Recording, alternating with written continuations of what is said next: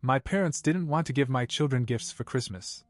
If you help us more, then they will get gifts, they said. A week later, when I still sent money, my parents never gave anything freely. Love, praise, even basic kindness, all came with strings attached. So when they told me that my children's Christmas presents would depend on how much I helped them, I knew exactly what they meant. If you help us more, they will get presents, my mother had said, as if she were doing me a favor.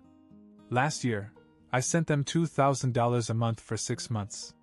Not because they needed it, they had no debts. My father was still working part-time, and their house was paid off. But they had a way of making me feel like I owed them, like supporting them financially was just part of my role as their son. I never questioned it until this year when things got tight for my own family.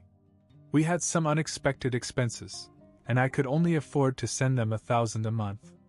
I thought they'd understand. They didn't. A week after I stopped sending the extra money, my mother called. "What about Christmas presents?"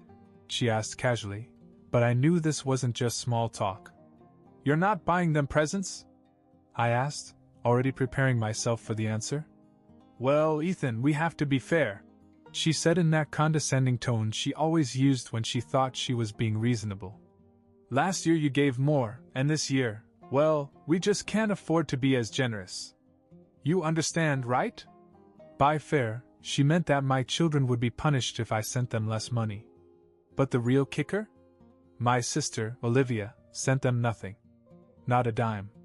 Yet her 4 children always got the royal treatment. I clenched my jaw. "Mom, are you seriously telling me that you're buying presents for Olivia's kids but not mine because I sent you a little less money this year?" She let out a sigh as if I was being difficult. "Ethan, it's nothing personal. It's just the way things worked out. Maybe if things get better next year." I hung up before I said something I couldn't take back.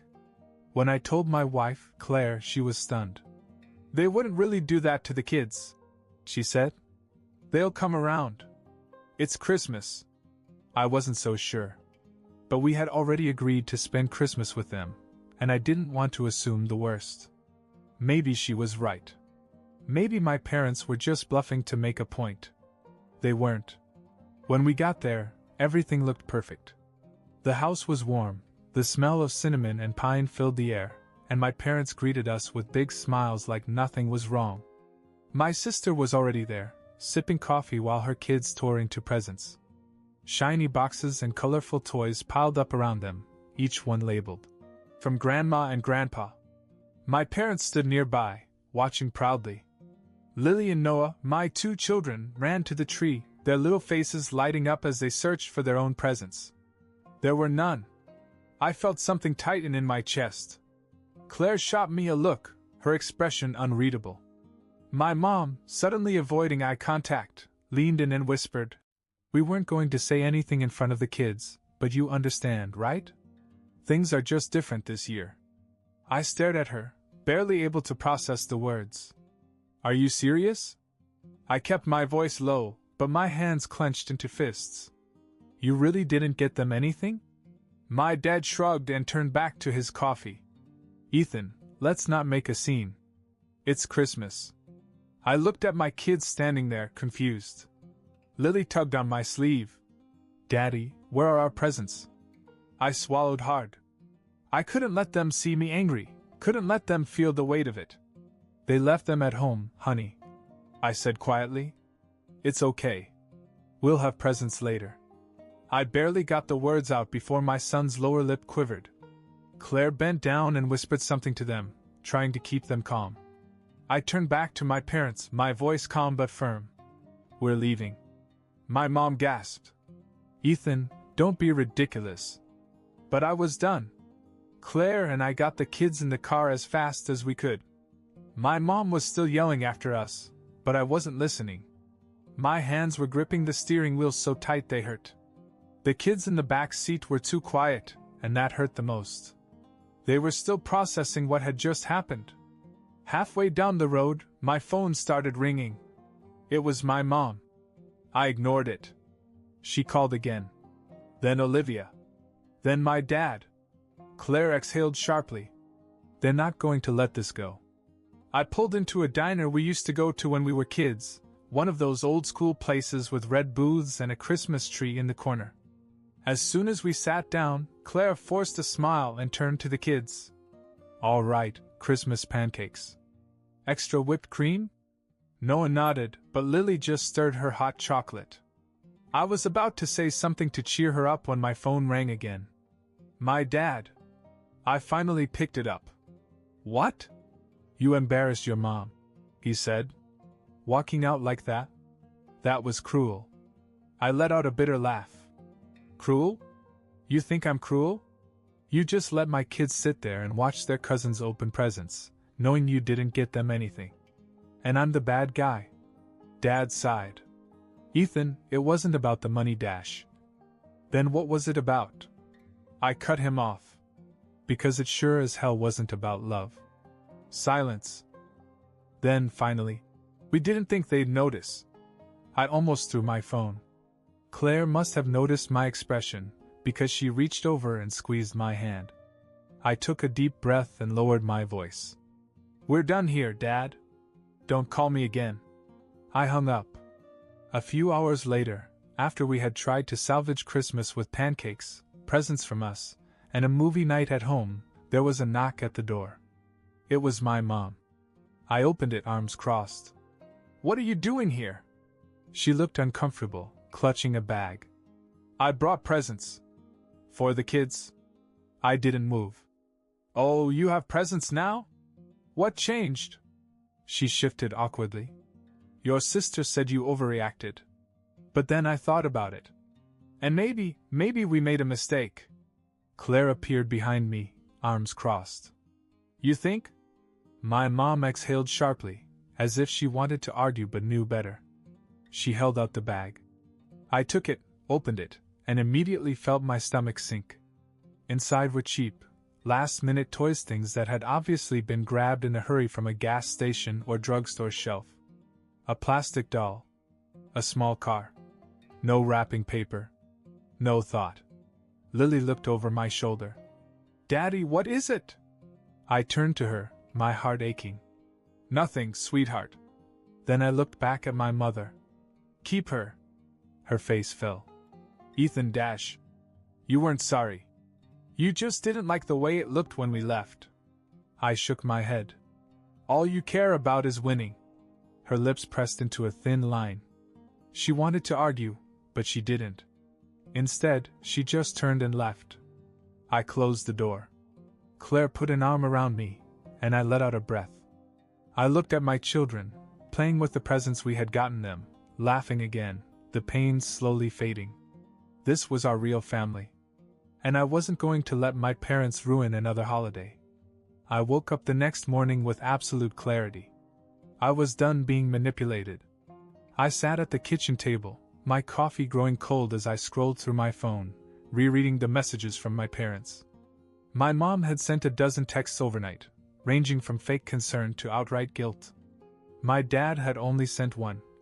"Let's not make any rash decisions." They thought I was bluffing.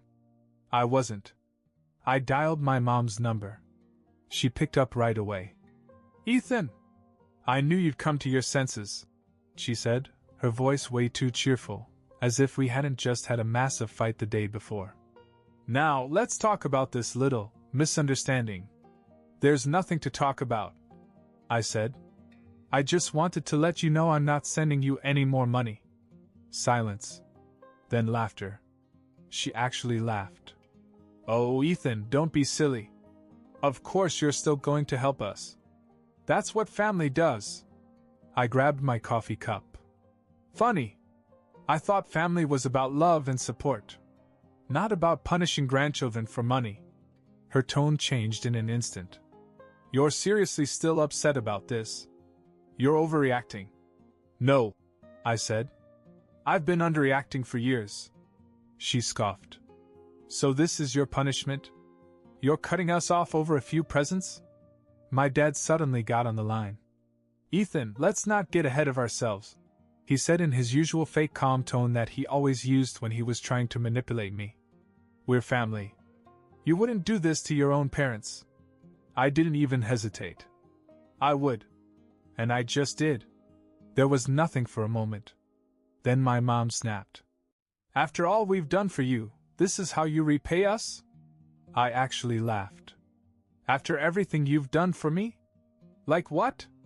Guilting me into giving you thousands of dollars while Olivia does nothing and still gets treated like royalty? That's different, my mother snapped. Yeah, I said. It really is. Then I hung up. At first they thought I was bluffing. A week passed. Then 2. No calls, no texts. They probably assumed I'd come crawling back, apologizing, offering money, just to make things right. But I didn't. That's when the messages started. At first, they were little jabs. We just never thought our own son would let us down. Then the guilt trips. I guess we'll have to start selling things to make ends meet. Which was a lie. They weren't struggling. They had retirement savings, my dad was still working part-time, and they had no real expenses. But they hated losing control. And when they realized I wouldn't back down, that's when things got ugly. One morning I woke up to almost 20 missed calls from my sister. Before I could even think about calling her back, my doorbell rang. I opened the door and there she was. Olivia, standing on my porch with her arms crossed, looking like she was about to tear me apart. You need to fix this, she said, pushing past me into the house. Olivia stormed into my house like she owned the place. She didn't even look at Claire, who was sitting on the couch with the kids, just turned straight to me with a scowl. You have to fix this, she snapped. I folded my arms. Fix what exactly? She rolled her eyes. Mom's a mess. Dad's pissed. They keep saying you abandoned them, and honestly, it's kind of messed up. They're old, Ethan. They need you. I scoffed. Mom is 56, not 86. She has more energy than I do. Olivia waved that off. Doesn't matter. They're still our parents. You know Mom's been feeling sick lately, right? That made me pause. Sick? She nodded, lowering her voice like she was sharing some tragic secret. Yeah. She's been having all these health issues. Stress, blood pressure, just a lot.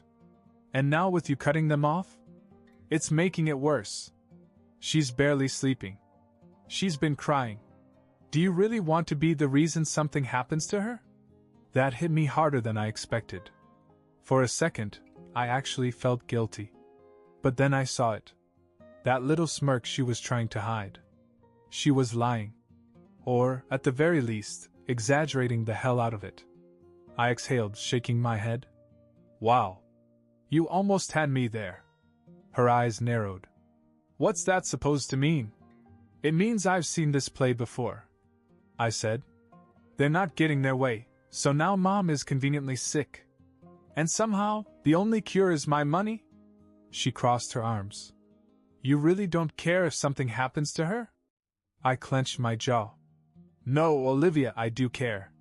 But what I don't care about is being manipulated. If Mom is really sick, she can go see a doctor. And guess what? She has insurance. You know, because I helped pay for it. Her face twisted in frustration. You're being impossible. No, I said.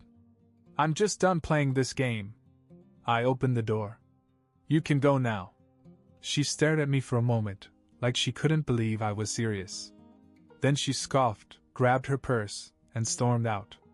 I shut the door, locked it, and turned to Claire. She was watching me with an approving look. That felt good, I admitted. She smiled.